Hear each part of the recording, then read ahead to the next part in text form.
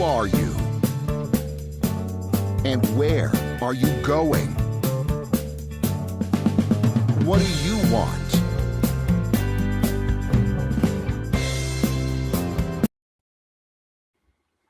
Hello and welcome to People Making Money. I'm your host, Kevin Bemmel. I'm apologizing for a bit of a late start. This morning I had to be in a court hearing, and as they sometimes do, they went long. So, glad to be with you this Wednesday morning, or Wednesday morning at least here on the West Coast. And I thank you for joining me. One second here. So.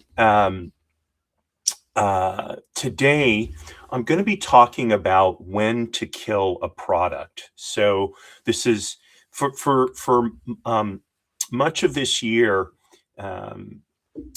Well, you know what? I realized I didn't do my so on People Making Money. I talk about job hunting, starting and running a business, and building wealth. Those are the three sort of categories of topics, and I'm going to be rotating through those topics this year.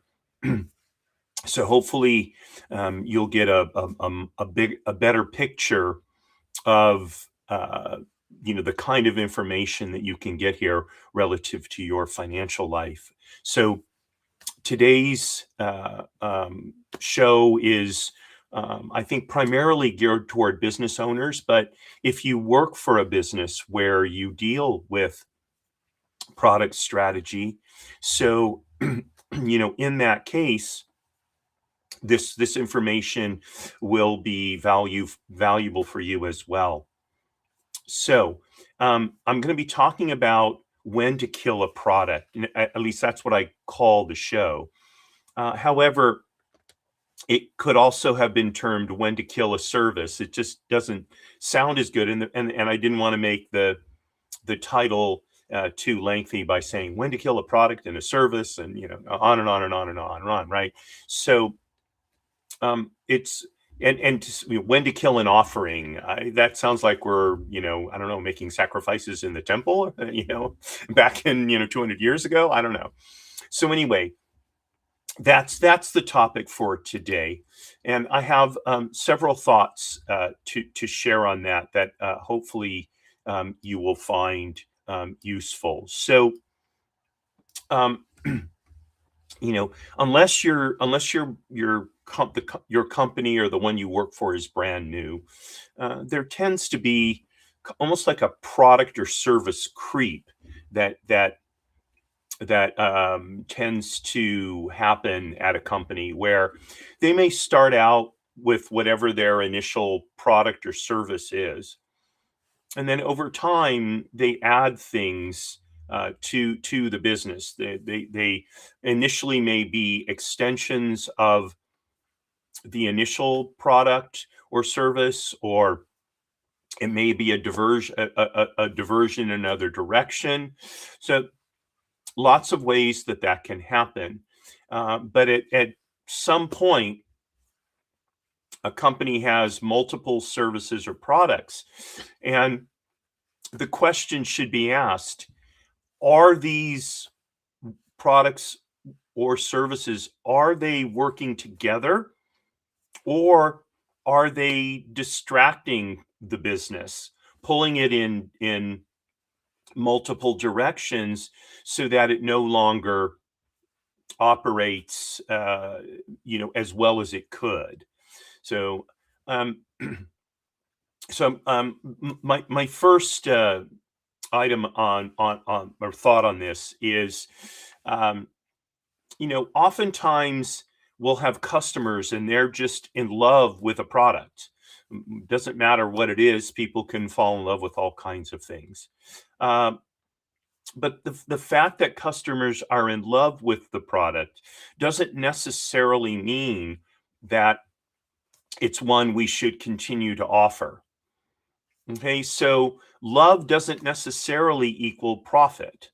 And in the end, that's what we're here to do with our businesses, is make a profit so that they can support us, they can support our team members, our employees, and be of a benefit from a commerce standpoint to society. So a business that is losing money, or that has a product or product line that's losing money, is not beneficial to anybody, really.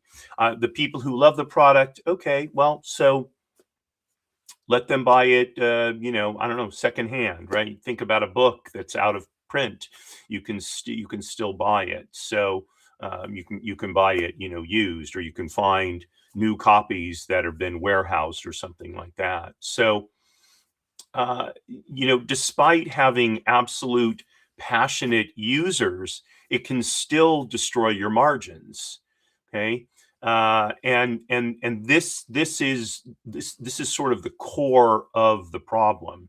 Is there are hidden costs to maintaining a product that really shouldn't be part of our offerings. So there can be customer support issues of an ongoing nature that become ever more expensive as the number of users shrinks. So the overhead for that particular aspect of supporting the product, um, you know, eats up.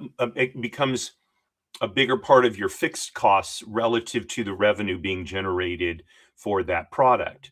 There can be issues with customization. So that becomes another drag on cash flow.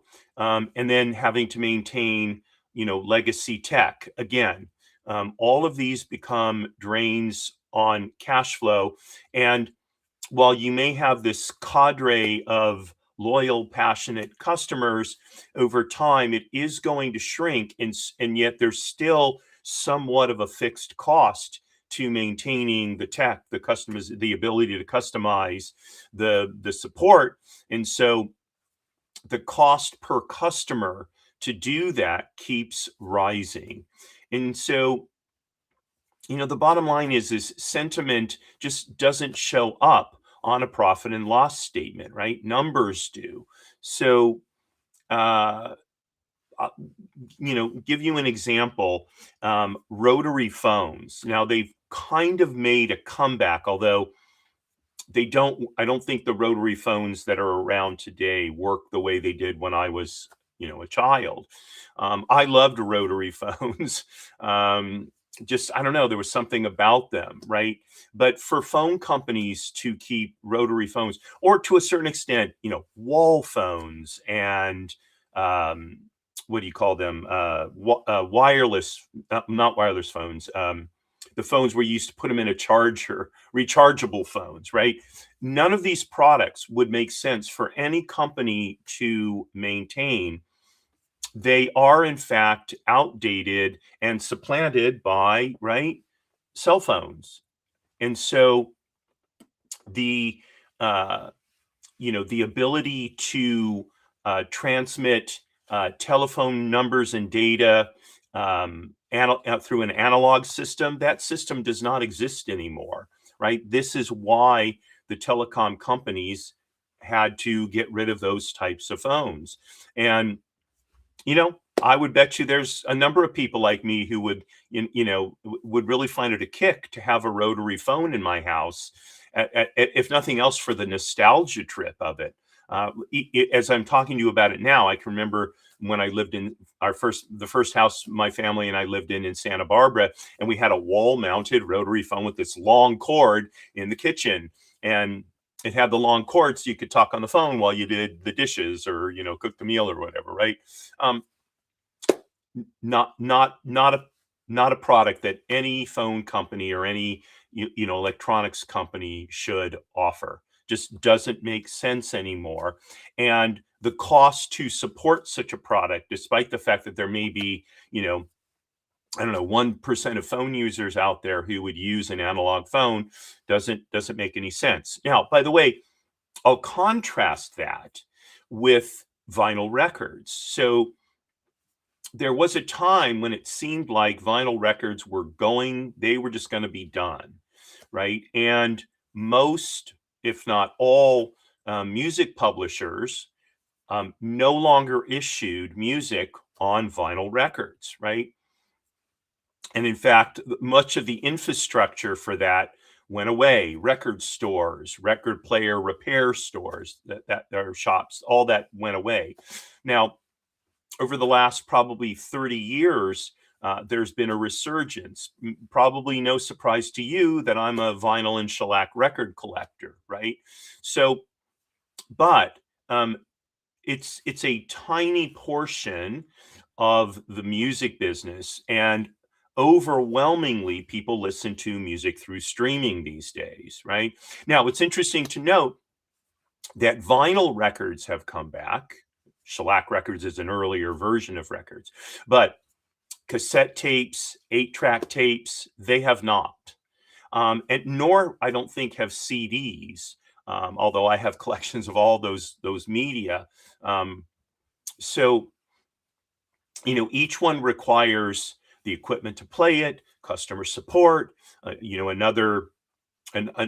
other kind of distribution channel, right? So, with the exception of very specific groups or reissues of classic albums, the vinyl record thing, in terms of new issues, is not a product that's supported anymore. And there's basically two big manufacturers of record players, and then some smaller ones that do very high end quality things, right? So, despite the fact that there is a small group of people who love the analog sound quality of records, me included, it really isn't a product that music publishers are broadly thinking of bringing back. And that's because in the end, it would do more damage to their businesses than it would do anything to enhance them. Okay, so that's number one. Now, that sort of undergirds all the other points. So opportunity costs are essentially the silent killers of businesses. So the engineering time, sales, leadership, all their attention is finite. We don't have unlimited bandwidth, no matter what it is that we do.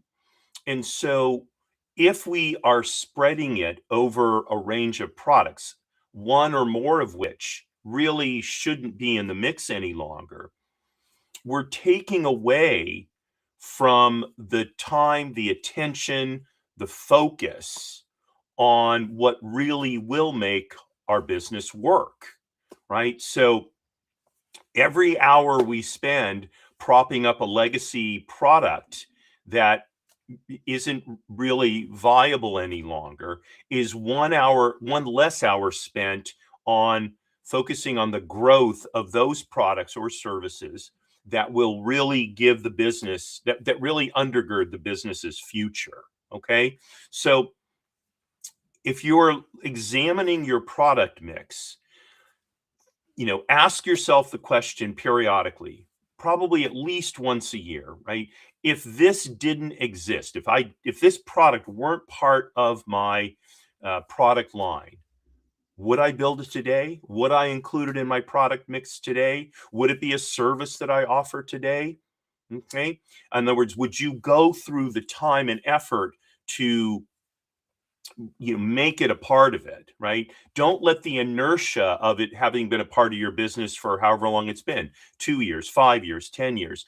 Inertia doesn't mean anything necessarily, okay? So if you wouldn't do it today, the answer probably is, if you wouldn't build it today, the answer is probably that it shouldn't be in your product mix today.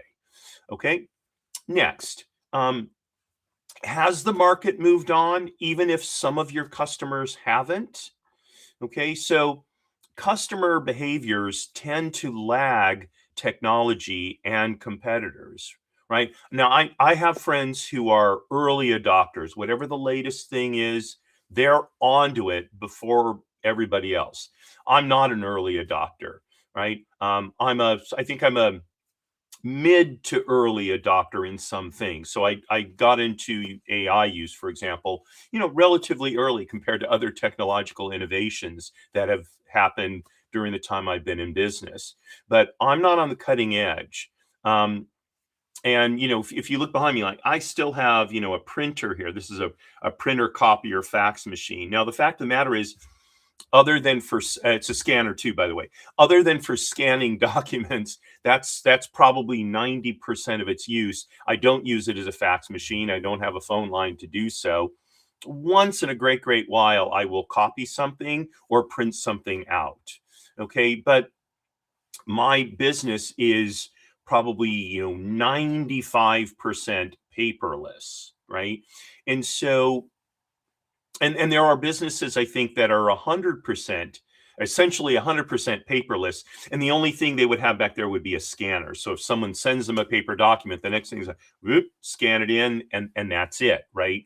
So but most of us, I think, are like me in the sense that, yeah, we're not, we're not jumping on top of every technological innovation, and yet, um, then there are the people who they just will not adopt a technological innovation, and they expect those, earlier products or services to still be around, even though they're not. So, uh, good service in a bank, it doesn't exist anymore. I mean, good service by financial institutions in general, it just does not exist anymore. There was a time when, even as a what banks would call a retail customer, you would walk in and you would be treated nicely and your business would be treated with seriousness, but not anymore. Not anymore. I can tell you this is because my primary business is administrating probates. Financial institutions couldn't care less. Okay, for 90% of the time. So it causes no end of headaches. I invite you to view my episode of Trust and Estates Weekly, How Institutions Fail airs, where I go into several that do. The latest one is Logix Federal Credit Union. I mean, just they just outright lied in a court, right? In order to escape responsibility for something that they had done. Now, 40 years ago, it wouldn't have happened.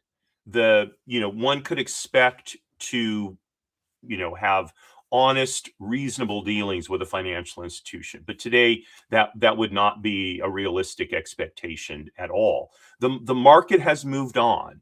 It's commoditized almost everything, right? So it's commoditized banking and financial services, right? So if you can't get it done yourself online, you're in serious trouble. Probably most of us have experienced that, right?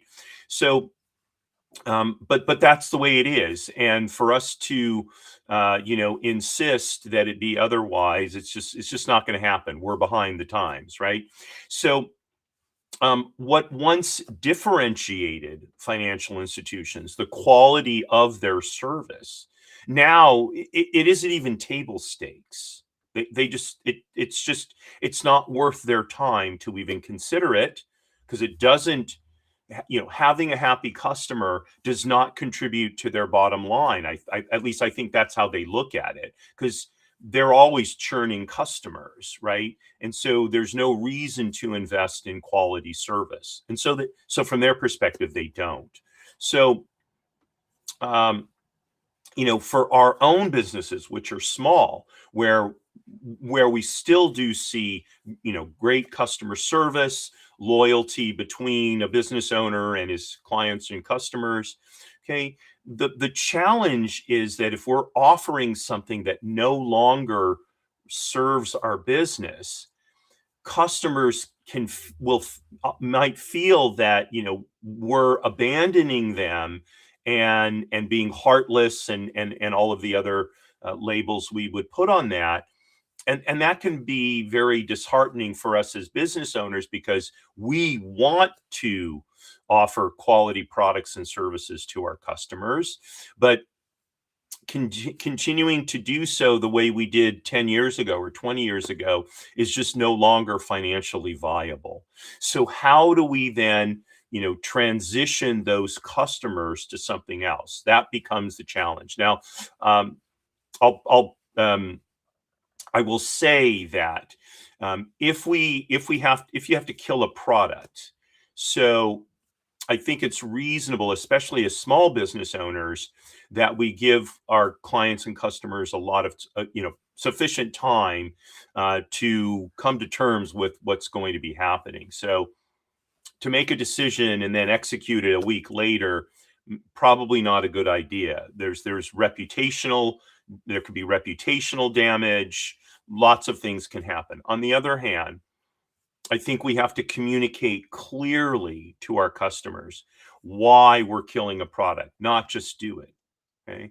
So, and hopefully our customers are getting more than one product or service from us. So if we're going to end one, it's important that we do make a lot of effort at customer retention. And the best way to do that is to make sure as much as possible that people understand the reason behind our decision. So if a product or service is really draining the resources of the business to the point where it makes sense to kill the product, that message has to be conveyed to our customers and clients, so they can understand. Now, we don't necessarily have to give them, hard numbers. I'm losing $100,000 a year or $200,000. No, we don't have to do that.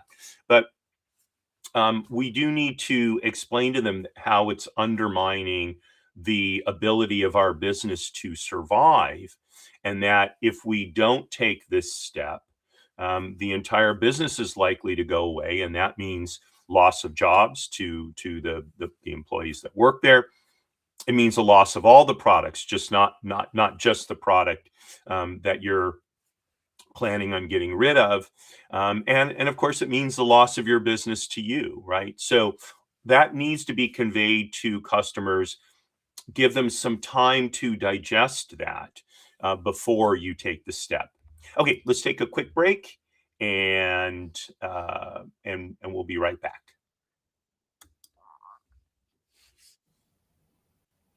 When life brings unexpected changes, managing inherited property shouldn't add to your stress. Magnum Properties specializes in probate and trust real estate management. We handle the complexities while you focus on what matters most. From property maintenance to tenant relations, from legal compliance to maximizing value, we're your trusted partner through every step. Magnum Properties, Inc., turning property challenges into peace of mind. Call us today at 213-264-4396 or visit magnumprops.com. And yeah, and because I started late, having technical difficulties. Okay. So, all right. So, next on issues to think about when you're deciding whether to kill a product or service or not. So I suggested asking one question: if this product didn't exist today, would I build it or would I create it? Another question to ask is, does this align strategically with the future of my business, right? So it's possible that a particular product or service, it just no longer fits your company's direction. So I've been dealing with that issue this year,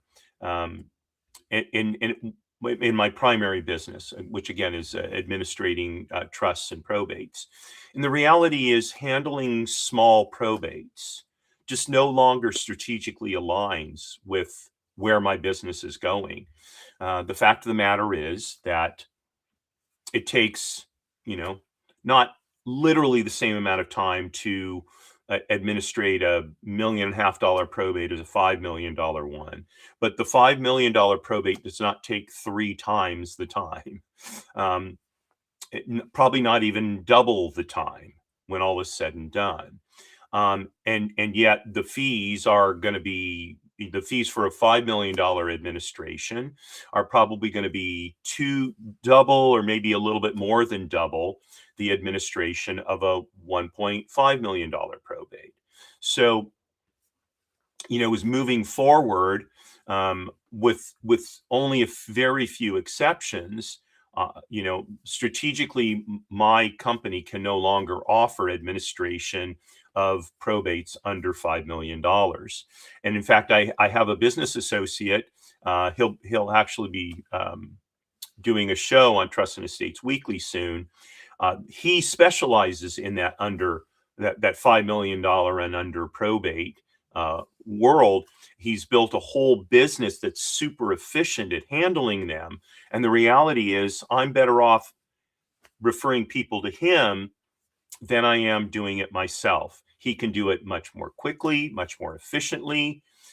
He can handle the customers better than I can, because he's got a whole setup for doing that. Whereas it's hard for me to justify the kind of attention that I would give on a small probate, when it's almost as much as I would have to give on one that's 3, 4 times or more larger, right?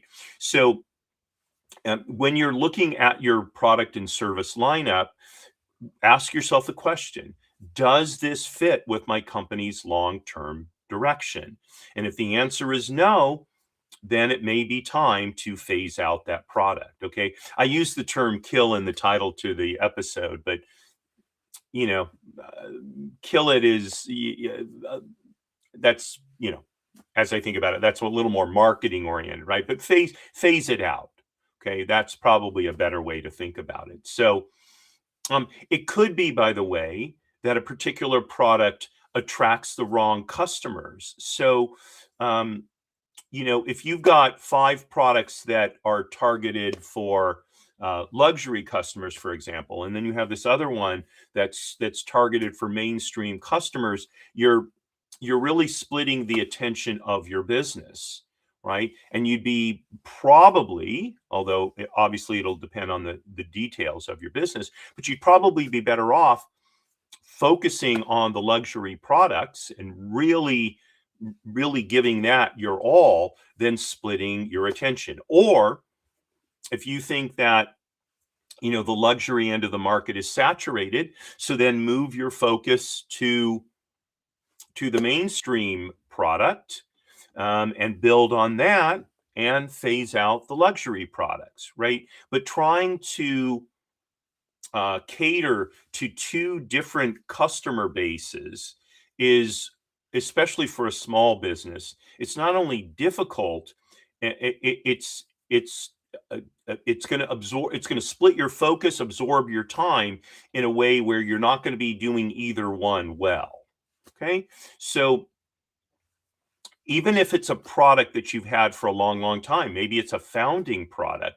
If your business has gone in another direction and become successful doing that, it may be time to give up that legacy product, okay, or that legacy service. So scaling a business, it sometimes requires saying no to yesterday's wins, okay? Just because something was successful 10, 20, 30 years ago doesn't mean that it's going to be successful 10, 20, or 30 years from now, okay? So now, and there is a risk of continuing to offer a product that's outdated, or a service that doesn't align with your core business. So oftentimes legacy products rely on systems that in the end are pretty brittle, because there's outdated technology involved, or they're no longer at the standards of what people are demanding in the marketplace.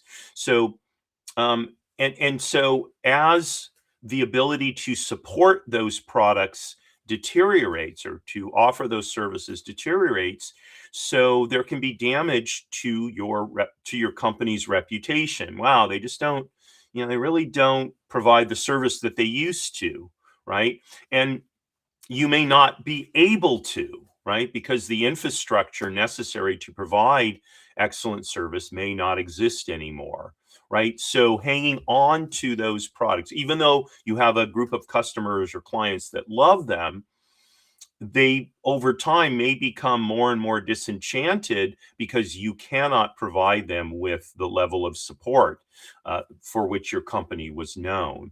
So other issues like security, um, regulatory compliance, reliability, all of these things, if you can't sustain them at the level that you used to, can cause reputational risk.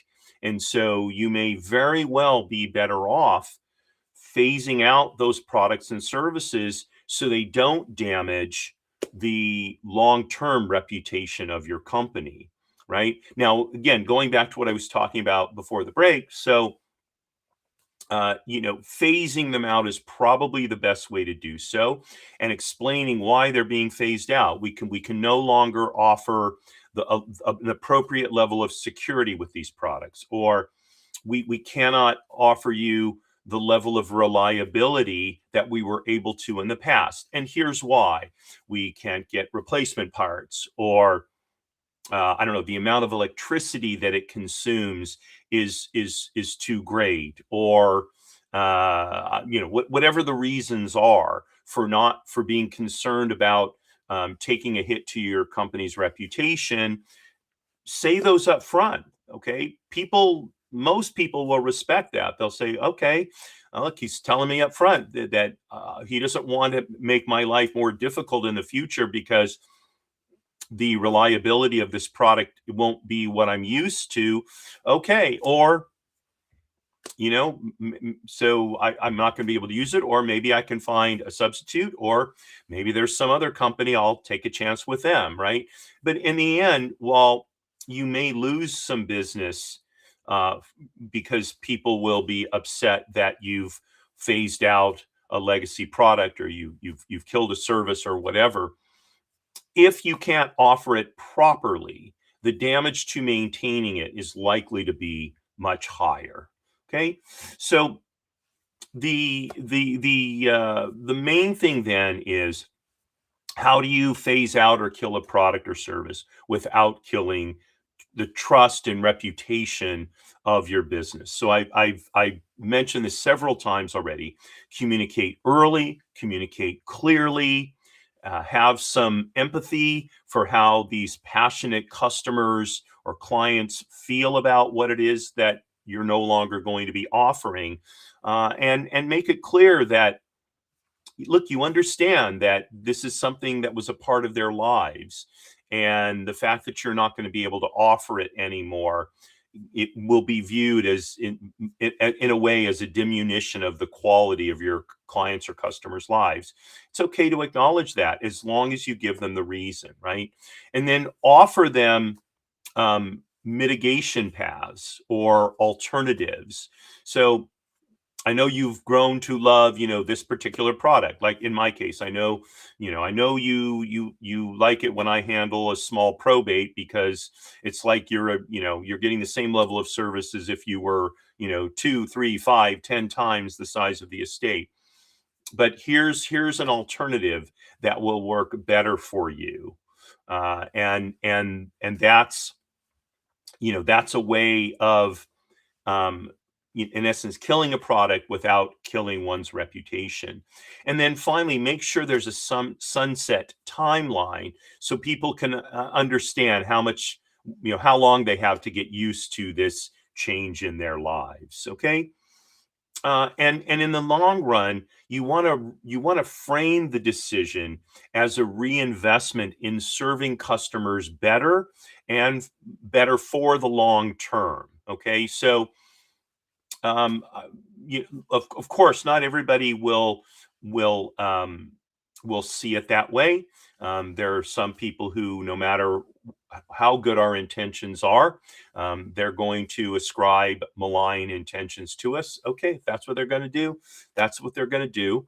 We can't control what people think and feel, but as long as we've done our homework, we've done our analysis, we've done our investigating, and we've put together a plan that takes into account not just how how we can help our customers potentially transition to something else, but also take into account how they feel about losing this particular product or service, then that's the most we can do. And hopefully, we can still sleep well at night.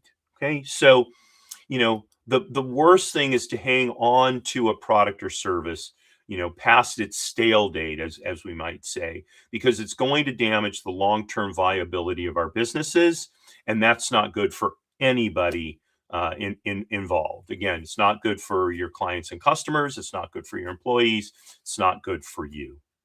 So those are my thoughts on killing a product. Okay, even when customers love it. And I thank you very much for joining me today. If you have questions, comments, criticisms, concerns, links to my social media will be in the show notes when this episode posts on YouTube. And if you like the show and you're watching it on Spotify or Apple Podcast, I'd sure appreciate it if you leave a positive comment. It might catch the eye of another potential viewer, and I really would like to have the opportunity to help more people. And let's see. So then just want to remind you, Thursdays, every other Thursday at 5 o'clock Pacific time is my show Jiggers' Place, where we have a cocktail and a schmooze. So I hope you'll join me there as we head into the end of the week. And then next week, I'll be back always with the regular full slate of shows. 10 a.m. Pacific Monday is Trust and Estates Weekly.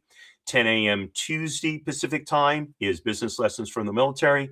And 10 a.m. Wednesdays at 10 a.m. Pacific time Wednesdays is the show that you're watching now, People Making Money. So thanks again for joining me. Wishing you a wonderful rest of the day. And signing off as I always do, Marie Darling, you are my belle. Courage at all times, my friends.